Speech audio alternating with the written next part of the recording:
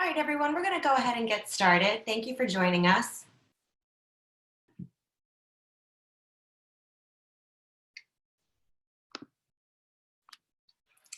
Welcome, everyone. My name is Jess Eyre, and I'm the Regional Resource Director for Caron Treatment Centers in the Maryland region. Thank you so much for being part of the fourth webinar in this series. In response to these uncharted times, Caron would like to share with you our experiences and the tools that we have been using in hopes that it will be helpful to you and your clients. As a reminder, we are doing this broadcast in a webinar, so please feel free to ask us questions. Just send them in the question and answer session, but all of our microphones have been muted. Today's session will focus on mindful management of stress and anxiety during the COVID-19 pandemic. Joining me today is Chris O'Reilly, Executive Director of Breakthrough and Family Services at Caron. Chris will begin with a 10-minute mindfulness exercise to help center all of us and instill some calm in this uncertain time. Next, Chris will tell us more about how Caron is using mindfulness as a tool, not only during this crisis, but in ongoing treatment and recovery. Next, we will go through some of the questions that you have asked during the registration process. And after that, if we have time for additional questions, we will be using the live questions. Please use the Q&A feature at the bottom of your screen. Depending on the volume of the questions that we receive and the number of people on the call, some questions may not be able to be answered. If that's the case, someone from our team will reach out to you directly to help with any of those questions. And now, please join me in welcoming Chris O'Reilly.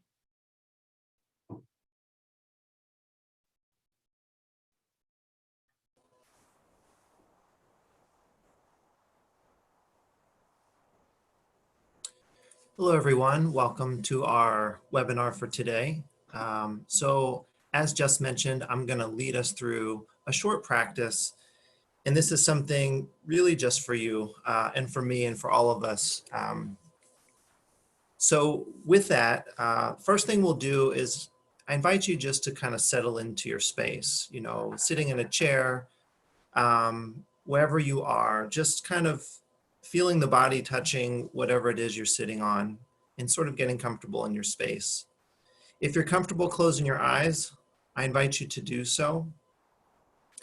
And I would also invite you to have both feet on the floor if you're sitting in a chair, just to be connected to the surface. And we'll start this meditation practice with just bringing our mental attention to our breathing. And probably the simplest way to do that is just bring your attention to the rise and fall of your chest.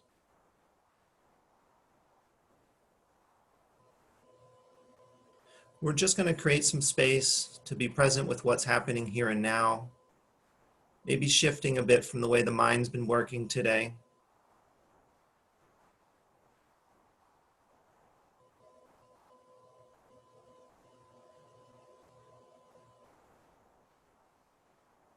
So as you bring your attention to the rise and fall of your chest,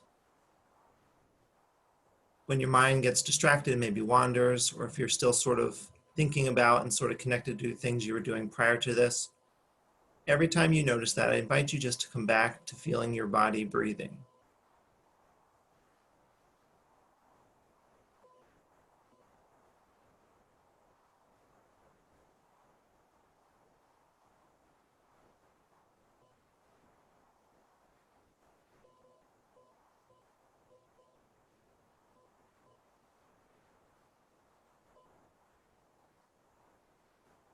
Inviting you to expand your awareness a bit, maybe bring your attention to the rise and fall of your belly as you breathe, feeling the breathing in the belly and in the chest.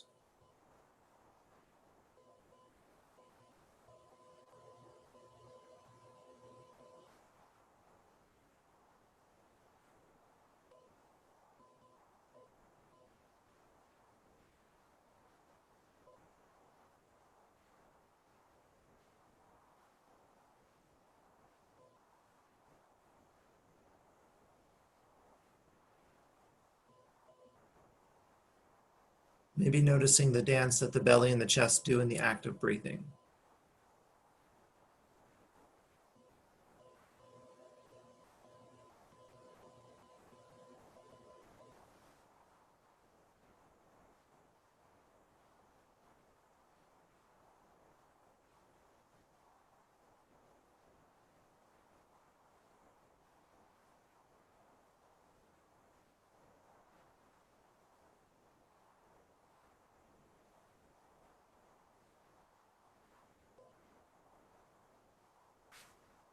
It's very common to use the body as an anchor for the mind, as the body is always in the present moment. It's the mind that's often in multiple places.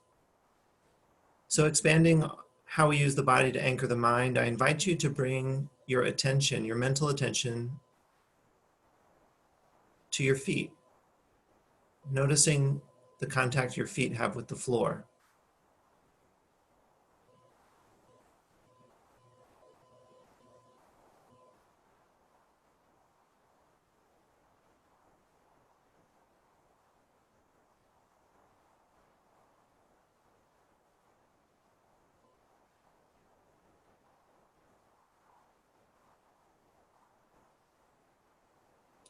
And all we're really doing is noticing. We're observing what's happening in the here and now.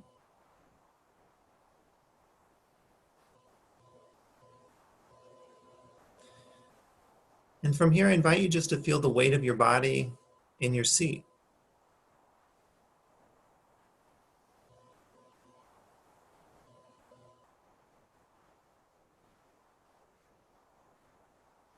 Noticing any physical sensations.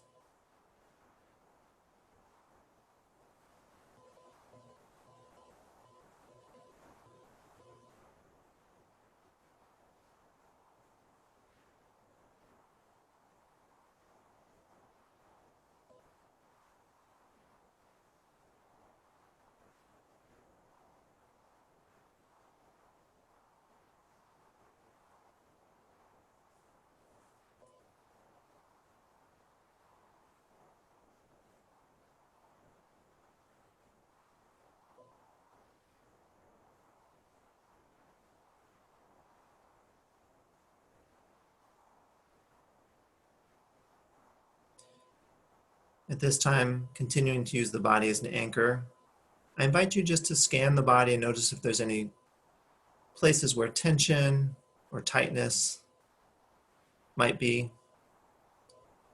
It's common for people to feel their stress in their shoulders, in their neck.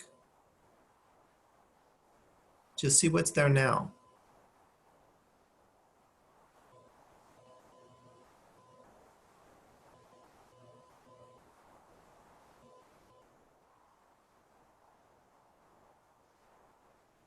Bringing our attention to the body, noticing how stress may or may not be impacting us.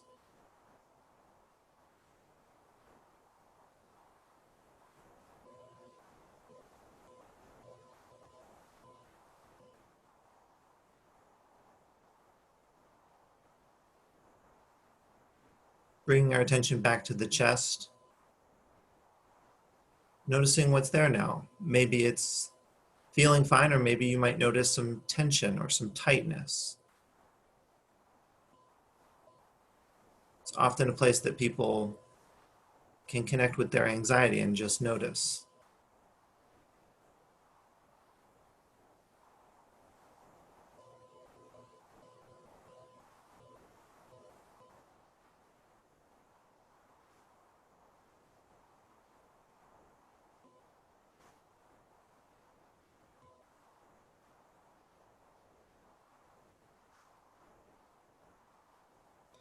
And from here, I invite you just to scan the body. Sometimes people feel stress in their head in the form of headaches, maybe in the throat, could be tight, other parts of the physical body. We're taking some time to notice what's here. Paying attention to the body.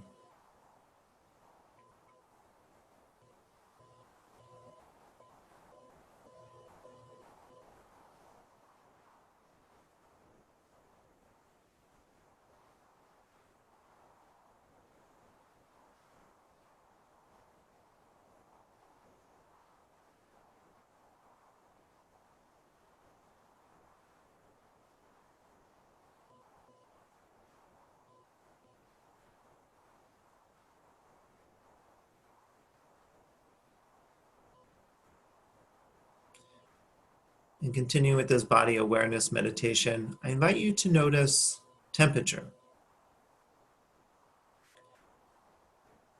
Notice if the body is warm or cool. You might notice that parts of the body that are exposed to the air might be cooler than parts of the body that are clothed.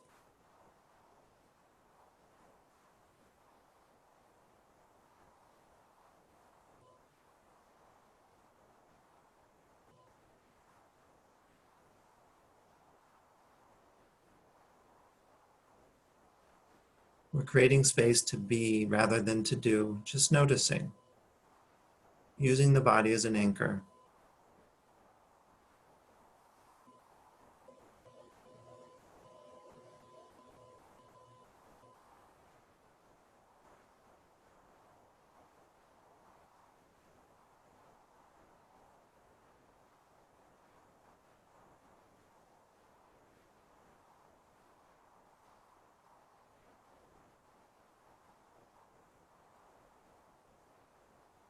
And we'll start to bring this meditation practice to a close in the same way that we started, which is connecting to the breath. Bringing our attention to the breath, maybe in the belly, maybe in the chest. You could also connect with your breathing in the upper part of your back, maybe your throat or your nose. Just bringing your attention to the act of breathing. No need to manipulate your breath in any way. Just be present with your breathing.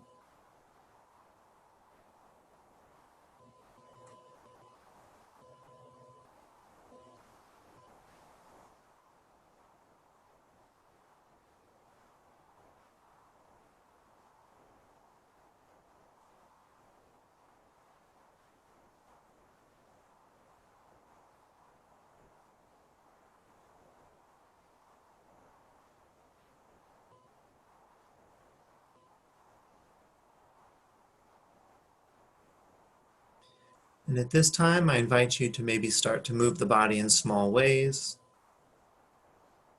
Maybe stretching as you feel would be helpful. And at your own pace, I invite you to close your eyes. Open your eyes if they've been closed. All which will conclude our practice.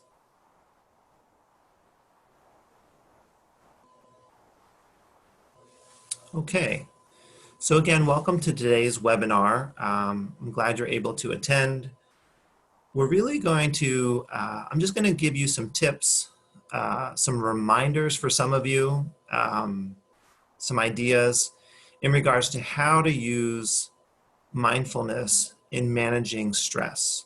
Here at Caron, we've been using mindfulness to manage stress, not only with our patients, but also with staff. And I think that's a really good place to start. As much as you might be thinking about this information for your patients and for your clients, and maybe even for others in your life that you're aware that might be struggling, I really encourage you to consider this information first and foremost for yourself. It's kind of the idea we can only provide for others what we have ourselves. So the best way to be supportive of people who might be stressed, who might be struggling, is to be calm and centered yourself. So that would be the first piece that I would really encourage you to consider. Another idea that I feel is really important when it comes to the situation that we're all in dealing with this pandemic is it's really important to validate people's reactions. I've often been finding myself talking about how your reaction to this is normal, whatever it is. And there's quite a spectrum of reactions to our current situation. For some people, their anxiety is heightened, their depression is heightened. Some people find themselves more in a panic situation, depending on the details of how this stressful situation is impacting them. Some people are in a panic, and all of that is normal. We really can't, I don't think it's helpful to sort of approach this any other way. For some people, their reaction to this, if you look at the other end of the spectrum, is they're feeling numb. They're not feeling connected to the severity of our circumstances. Some people are feeling bored. All of that, again, is normal. And I think we need to validate that and support that. The other thing that I think is important and I think is very normal is there's a lot of people who are feeling disappointed. Maybe they're just not able to do things that they typically like to do. If someone's feeling disappointed that they can no longer play golf, they know on some level that that is not important in a broader perspective. But if we just push down those feelings of disappointment, they're not going to go anywhere and they can add to our stress.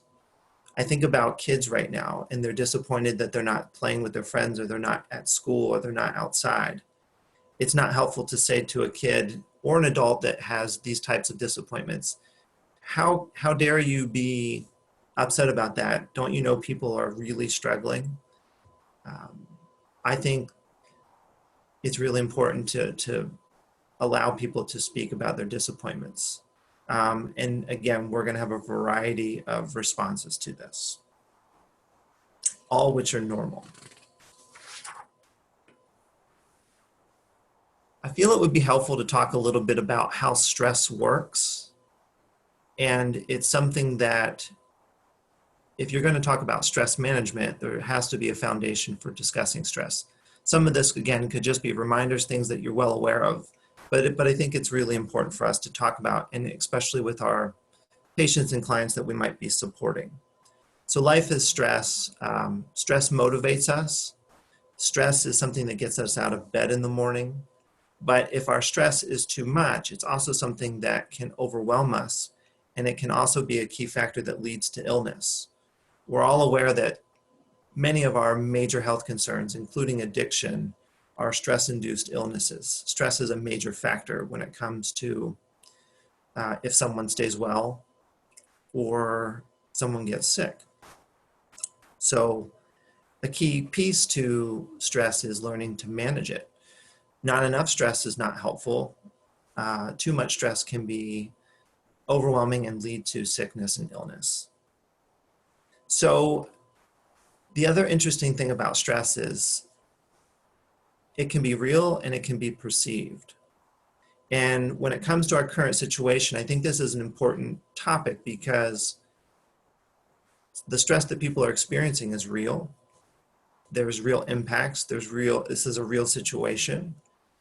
But the other piece is a large portion of the stress people are experiencing is related to things that are uncertain. Uncertainty can be extremely stressful. And that's something that's not concrete. It's not something that is here in this moment. So people are stressed not only by what's happening, but they're stressed about what may happen and what might happen down the road. Will they stay healthy? And if they're sick, will they get better? And if there's loved ones that are sick, will they get better? So there's a lot of anticipatory stress. And one of the things that when we think about approaching this from a mindfulness perspective is knowing that the mind can be here in this moment, the mind can be in the past, and the mind can be in the future. And we can be stressed out about things that may or may not happen. And I think now more than ever, one valuable tool is practicing being present, as we did to start this piece, in a way to sort of minimize some of the stress that we're experiencing. And it's not sort of not paying attention to what's happening or what could happen in the future, but it's creating space to reduce stress, to reduce anxiety, to reducing however you're responding to this, in a way to make sure that you stay as healthy as possible and continue to take care of yourself. So we really need balance. We need to know what's happening in the world. We need to view the news, but we also need to do so in a way that's not overwhelming, meaning limiting how often we're doing so. So we'll get more into how to use mindfulness to manage stress, but those are just some key things about stress that I think are important to remember. And also when it comes to stress, awareness is key. And that's another place where mindfulness comes into play. The practice I led us through today, I invited you to pay attention to what's happening in your physical body. Stress is more than just a thought. Stress is a body sensation. Stress is an emotion. So when we start to get to understand what our stress feels like, what our stress sounds like, what our stress from an emotional perspective, what that experience is, then we're better to manage it. If I'm not aware that my stress level is through the roof, I'm just not fully connected to that, I can't do a whole lot to manage it, make it better, take care of myself. So awareness is key when it comes to managing stress. So if you are aware that your stress level is high, then you might be able to do something about it. And one of the key things that when it comes to doing something about your stress is paying attention to your biology. So I like the saying, sometimes we need to change our biology to change our psychology. If I'm feeling overwhelmed, let's just say I'm viewing the news or I'm just paying attention to what's happening in the world, and I feel myself getting more and more stressed. Sometimes I need to move my physical body to change my stress level, to change what's happening for me emotionally, to change my thinking. Sitting still, being frozen in that space, feeling anxious, there's a good chance I won't be able to change what's happening from a stress perspective, from an anxiety perspective. So another thing we know is that sometimes when we're feeling anxious or angry or afraid, we can hold our breath. So if you notice that your stress level is high, taking some deep breaths can be really helpful. Going for a walk, getting out of the physical space that you're in, doing some stretching. Those are just some basic things you can do in moving the body in order to help manage stress. I've seen a lot of people out in areas, in communities where they can, walking and moving, which I think is a fantastic thing to do, getting some fresh air, if again, that is possible. So if you want to manage stress, one of the things you really want to start with is paying attention to the body and moving the body, getting more oxygen to your body. That can be a key factor in changing what's going on for you emotionally and psychologically. So a little bit about more specifically practicing mindfulness to reduce stress. As we did today, there's a real value in creating space to be with what's here in this moment. And when I say being with what's here in this moment, I'm not talking about what's happening in the world. I'm talking about on a smaller level. Being with what's happening in your physical body, being with what's happening in the room that you're in, rather than allowing the mind to run wild with what's happening on a broader level, what could happen in the future, what's happened in the past. Limiting or shrinking the way the mind works for periods of time can be really helpful in the managing stress. So what is mindfulness in a nutshell? It's really being present with what's happening here and now for a specific period of time. And that can be extremely helpful reducing the stress. So we're letting go of what's going on in the past, we're letting go of what might happen in the future, and just being present with what's here and now. I don't think it's realistic that everybody who's dealing with stress is going to develop a meditation practice amongst or during a really stressful time. For some might be coming back to a practice that they have had in the past. And research suggests that just 10 minutes a day can make a big difference. If you can do 10 minutes a day at different periods throughout the day, it can be really helpful. And there's tons of resources out there. There's things online. There's just so many resources. There's great apps. There's a lot of things that are available to people. But for those that might not develop a meditation practice at this time, there's really great ways that they can be mindful throughout their day. Can they create space in their day for 10 minutes where they are in a quiet place and they are just limiting some of the distractions? Can you do some of your daily activities more mindfully? That's something I often will suggest to people where, maybe preparing your breakfast in the morning. I know for me, when I'm preparing my breakfast in the morning, I'm thinking about my day, I'm projecting into the future, I might be referencing things that happened yesterday. Can I be present with what I am doing? Can I just make my breakfast? When I'm brushing my teeth in the morning, can I just brush my teeth in the morning? Can you go for a walk and just create space to just be present with your feet touching the ground, breathing the air, hearing the birds? And you're really just putting up some boundaries with the way that the mind works. And oh, by the way, doing these things, the mind is absolutely going to drift. The mind is absolutely going to do what it does and project into the future, project into the past. And when you notice that, it's just inviting the mind back to what's happening here and now. I would argue, in my experience, has been that practicing being mindful, whether walking or eating or, again, brushing your teeth, or practicing formal meditation, it's more about bringing the mind back to the present moment than being in the present moment. The mind is like the heart in the sense that the heart pumps blood and the mind thinks. And the mind thinks, again, about past, present, and future. So when the mind wanders, which it will, it's an invitation to bring it back and continue to bring it back and continue to notice. So there's a lot of formal and informal ways for people to practice mindfulness as an opportunity or as a way to kind of help manage their stress at this moment. So setting up a routine where, 3 times a day, maybe it's with a meal, taking 2 minutes before you eat, just to notice what's happening in the physical body. Again, awareness is key.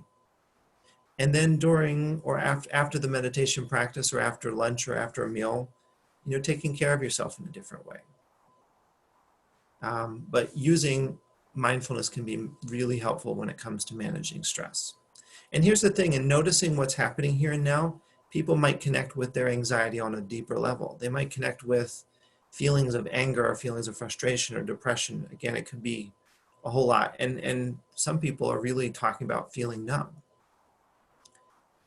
So you'll get familiar with how you're responding, just noticing, but then can you integrate ways to take care of yourself? So there's a lot of ways to take care of ourselves. I mean, we all know it's extremely important when it comes to managing stress to get a good amount of sleep, to pay attention to your diet, to get some exercise. Mindfulness is just something you can add to those other things in order to manage stress. And another key thing there is, which I'll talk a little bit more, is connecting with other people. I've been encouraging people to, during this time, to really pay attention to their routine. With the changes of this pandemic, some people have found themselves with a lot of extra time on their hands, and other people are busier than ever, working from home, working from hospitals, working in treatment centers, whatever it might be. So if you're busier than usual or have way more time on your hand than usual, it might be really important to really think about your routine. Even with extra time on your hands, it doesn't mean that people are going to be taking care of themselves better or to be integrating more self-care into their schedule. It might be important to pay attention. Are you staying up later and sleeping in? Is your eating habits off in regards to timing? Are you paying attention to how much sleep you're getting? Are you getting any exercise? Another really key piece with a new routine is paying attention to how connected you are feeling to others, which we are so relational. And probably the key thing that any of us can do when it comes to managing stress is to stay connected to people that we feel close to. That is so important. So developing a new routine, and I would encourage people to literally create a schedule for the day and make sure that some of those key components get the attention that they need, especially things like sleep, nutrition. We need to keep our immune systems up and we need to manage our stress. I would argue that getting good rest is more important than practicing meditation when it comes to managing stress. That's a biological need for certain. So developing a new routine is really key. And mindfulness really comes into that because we have to slow down enough or pay attention enough to notice what our routine is and what changes we need to make. Really been encouraging people to understand that social distancing is not social isolation. They're two very different things. For the introvert, for this, avoidant personality type, this might be a really comfortable thing to have more distance from others. But as I mentioned earlier, feeling connected is key. I think probably one of the key reasons that 12-step recovery and other support groups really work and really help people get and stay sober is because that relational connection is so key to recovery. It's so key to stress management. It's so key to our overall health and happiness. So really, really highlighting the point for people that social distancing is not social isolation. And they might notice how often they're connecting with people when they really start to pay attention to their schedules and develop a new routine. Another thing that from a mindfulness perspective is really important is, asking some really key questions for yourself. Is this situation that we're in as a whole devastating and really concerning and scary? The answer is yes.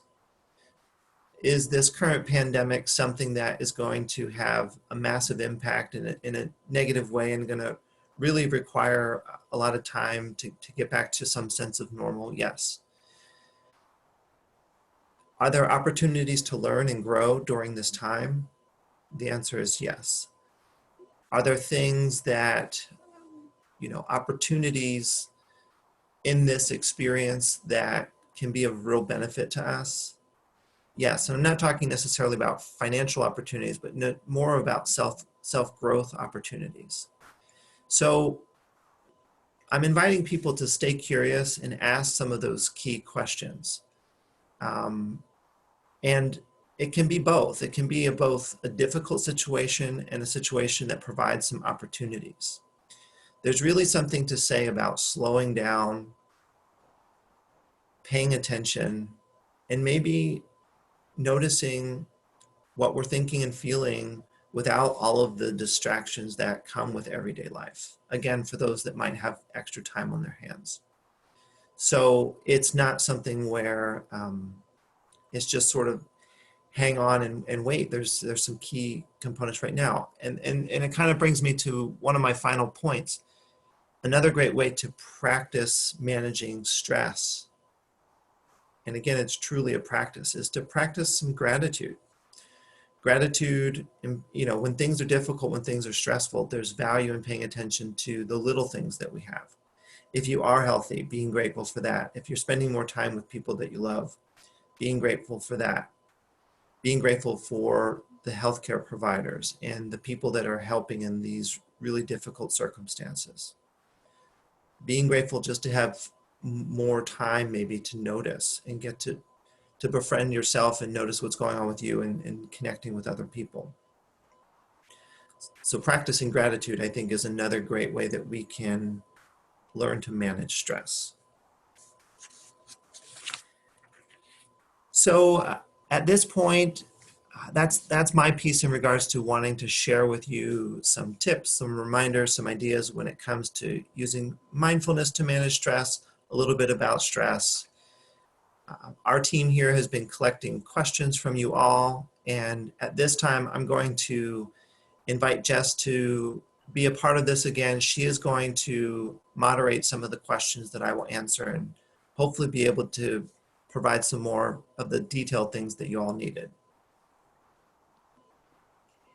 Thanks, Chris. We really appreciate that.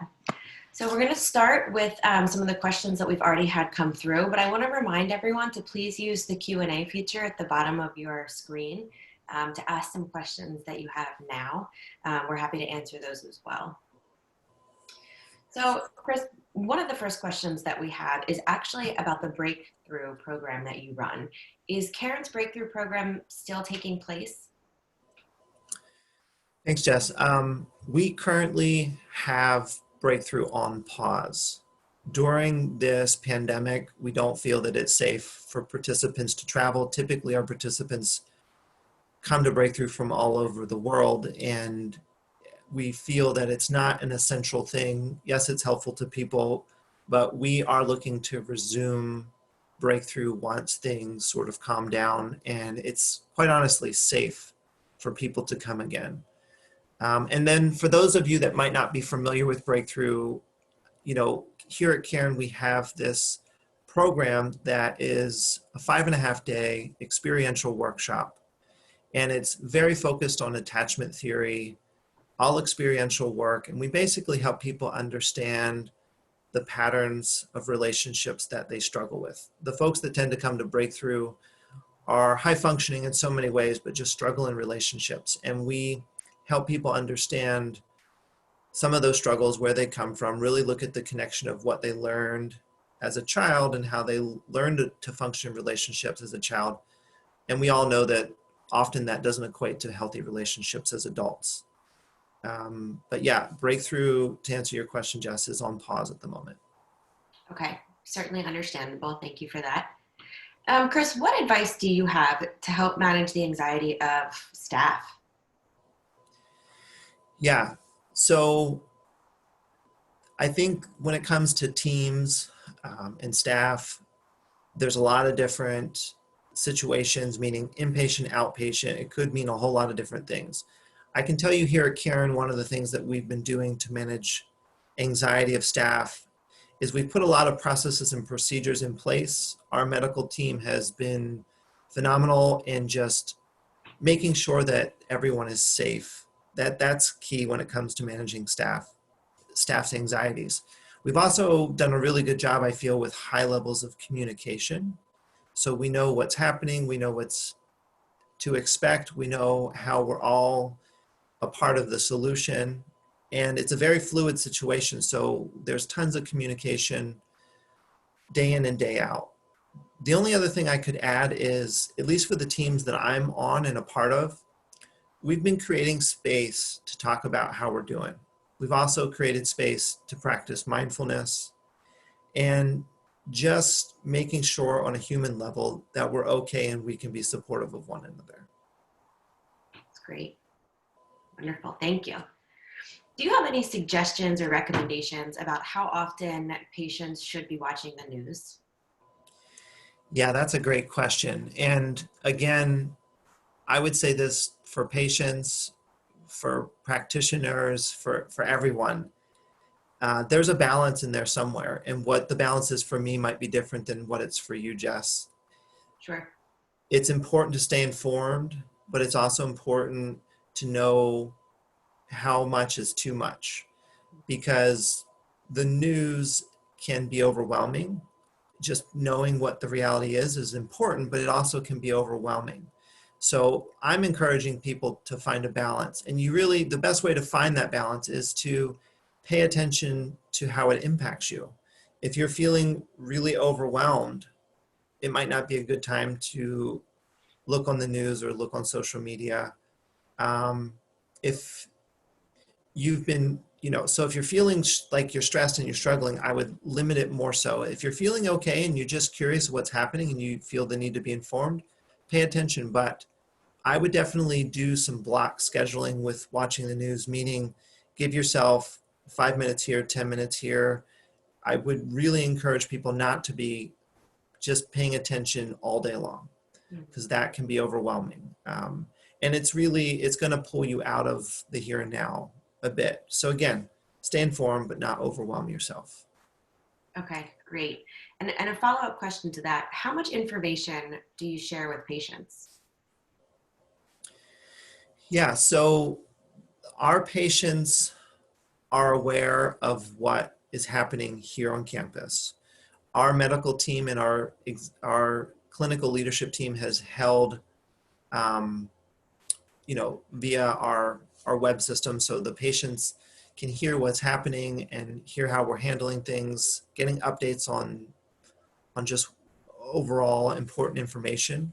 And they also have access to, the news.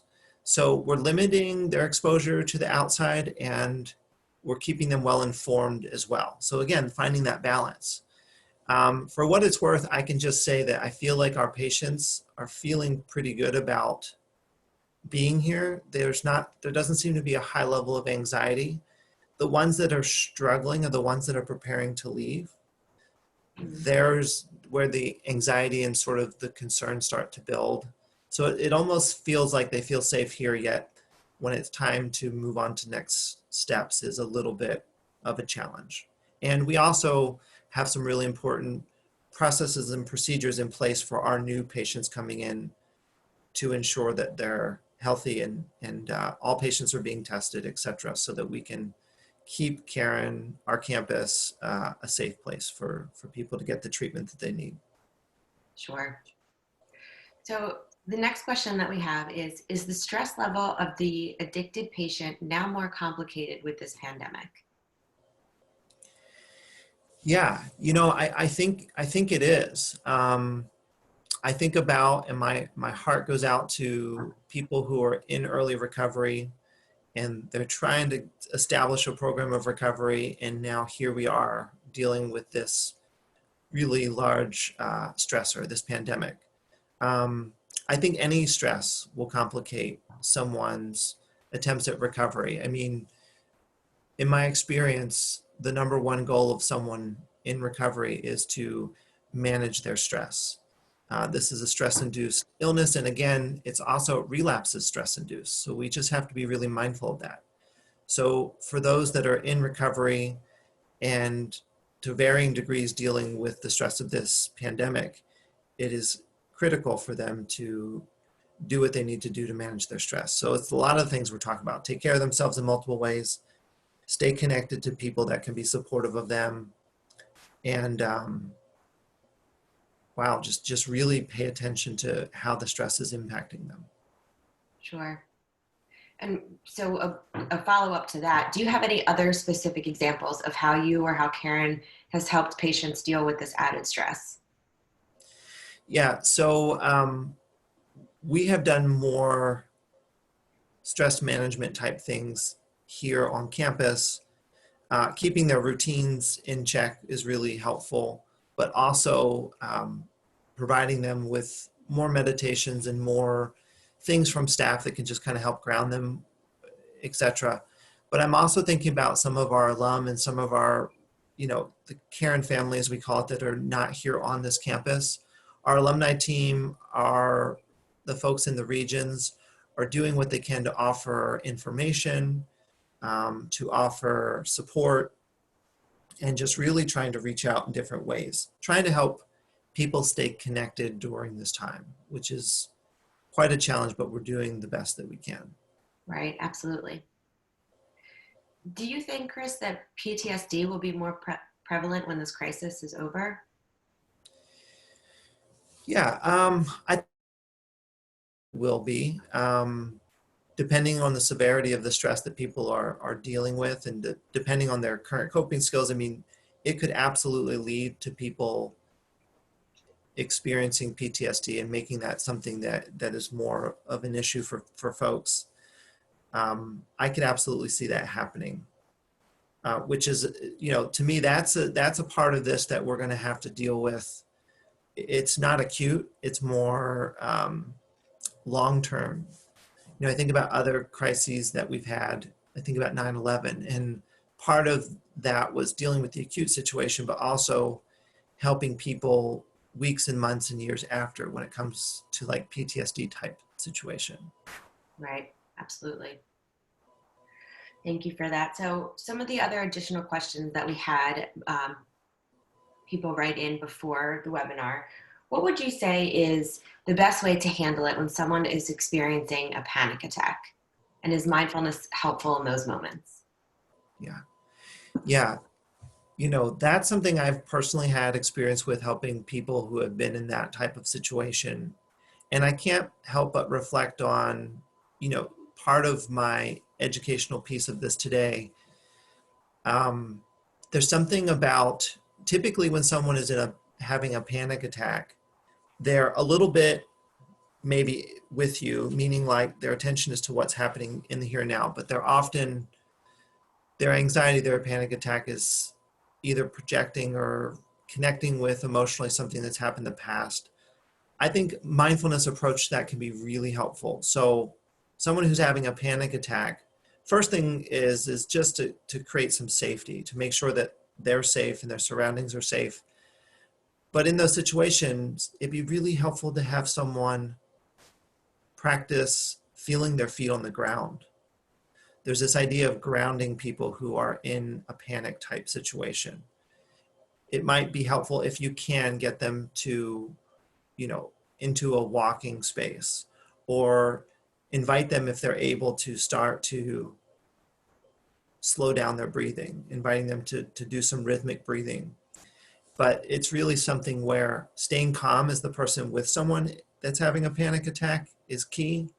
So even just keeping some calm breathing yourself, just modeling that could help. But grounding the person, connecting them to their surroundings, asking them questions such as, where are you? What time is it? Just really trying to bring them into the here and now can be extremely helpful. Great, thanks, Chris. What type of behavior changes should providers and clinicians be looking out for in their clients? Sure. Yeah, it's,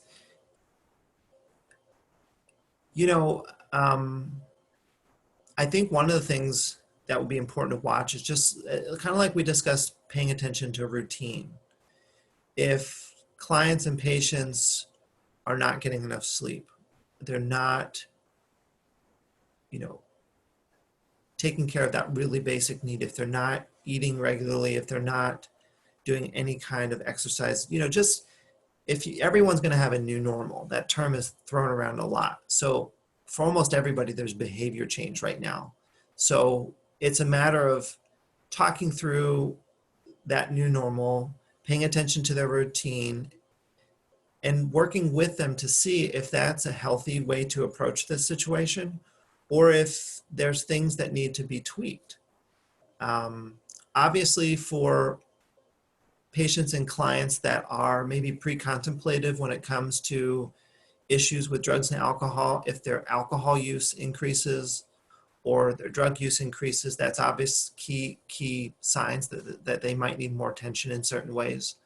But I would also pay attention to other ways that people can avoid feeling their feelings. So for someone who's in recovery, they might not be drinking or drugging, hopefully not, but they might be watching a lot more television than usual. They might be eating more than usual. They might be spending more time on social media than usual. I think it's important to ask those questions, like, how are you spending your time? Mm-hmm. And my biggest concern with those types of things is if we keep ourselves completely distracted from the time that we're awake till the time that we go to sleep, which, by the way, is a normal response to stress, then we're not going to be aware of our stress levels, and we're not going to be managing our stress appropriately.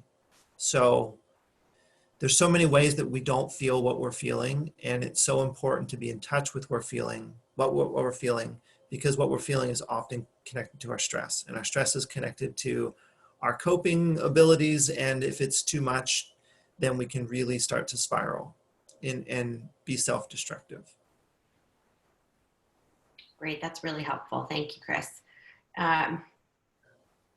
Where can we help our substance abuse clients and patients find Zoom AA meetings or virtual support groups? Sure.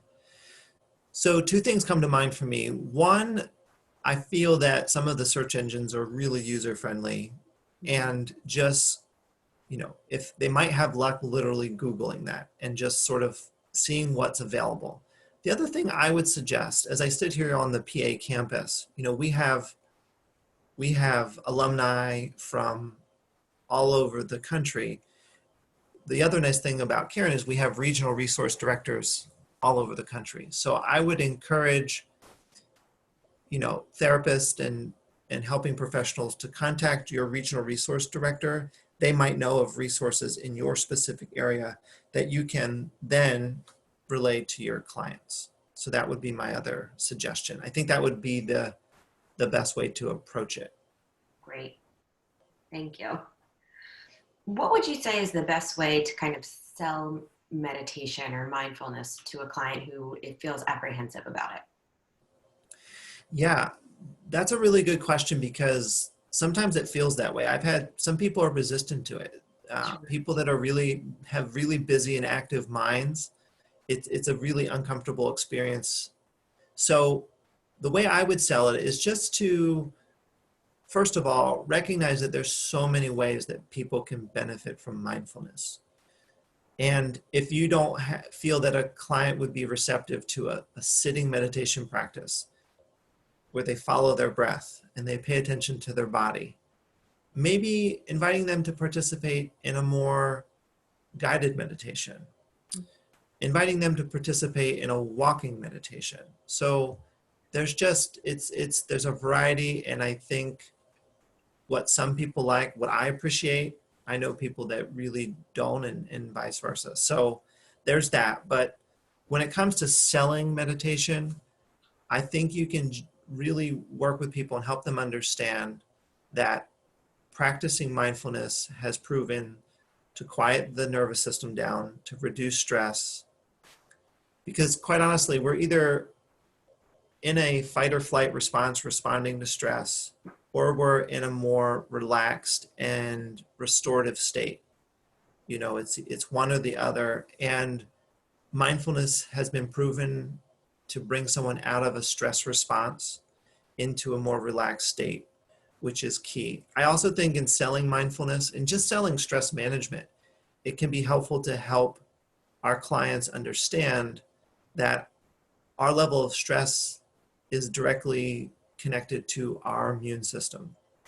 And so a big part of staying physically healthy, able to sort of either, you know, stay healthy and not get a virus, or have a faster recovery from a virus or from a disease, from an illness, all of that, you know, a key factor is our immune system, which is massively impacted by stress. So that might be another way to sell meditation and or just sell the importance of stress management. Yeah, absolutely. So just being mindful of time, we are going to wrap up soon, but we have 2 more questions from the live Q&A. The first one is, do you have any suggestions for helping people maintain sobriety when they have more unstructured time other than mindfulness or going outside? Yeah. I would invite people to, you know, structure their time in a way that's supportive of recovery. So other than those 2 things that you described, again, paying attention to those really basic things like sleep and nutrition, etc. Nutrition, I think, is something that people don't realize how much of an impact that has on your overall stress level. Mm-hmm. But I think support is key. So as you asked me about, you know, live support meetings, I invite people to do that. I invite people to download inspirational podcasts, if, you know, and again, that's to each his own. It's something where what I feel inspired and supported by from a podcast perspective, others might not.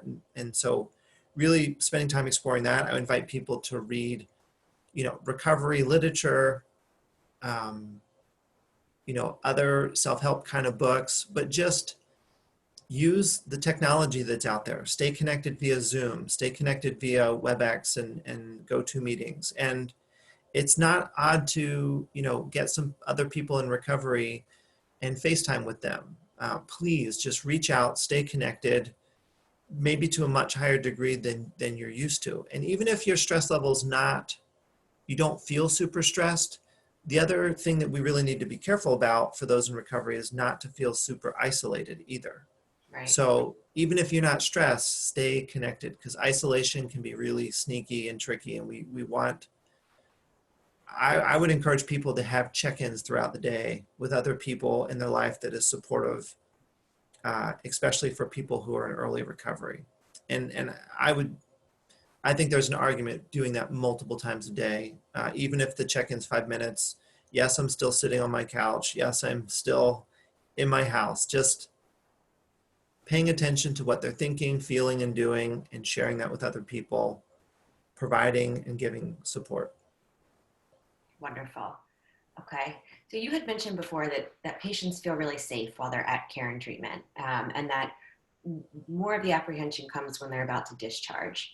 So what are some things that Caron staff is doing to help lessen that anxiety and preparing them for aftercare treatment that is going to be in a virtual world for the time being? Yeah. Yeah, I think the biggest thing we can do and what we have been doing is really making sure there's a solid plan in place. So that is key. And if it requires our patients to extend a couple days to get some of those really key factors in place, we're doing that. We've seen that some of our patients are signing on to stay a little bit longer to ensure that some of those things get set up. So making sure that, for example, if they're going to an outpatient program, making sure that it's virtual, making sure there's just like a really solid thing. And this is something that we always do, is just making sure there's a really solid plan in place. But working with our patients, their family, and the outpatient providers to ensure that it's as smooth of a transition as possible and it's as safe as transition as possible. If they're going to be staying with family that, wasn't something they would typically do if there was other circumstances going on, just ensuring that there's lots of communication, ensuring the home is drug and alcohol free, Right. ensuring that we can set up as safe of a situation as possible. Awesome.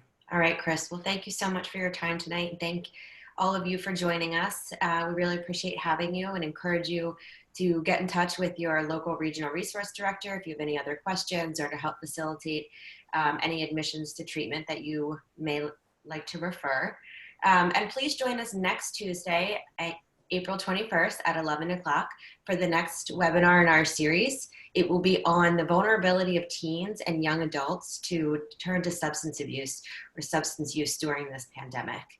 And additionally, I would like to invite you to a webinar that I will be co-hosting with Maryland Addiction Recovery Center next Thursday, April 23rd, where we'll be discussing addiction and isolation. And this webinar will carry one CEU for Maryland social workers. So I hope to see you all there. Registration is open for both of these upcoming webinars, and check your email for more information to come. Thank you guys all so much for being here. Take care, be well, stay safe. Thank you. Thank you.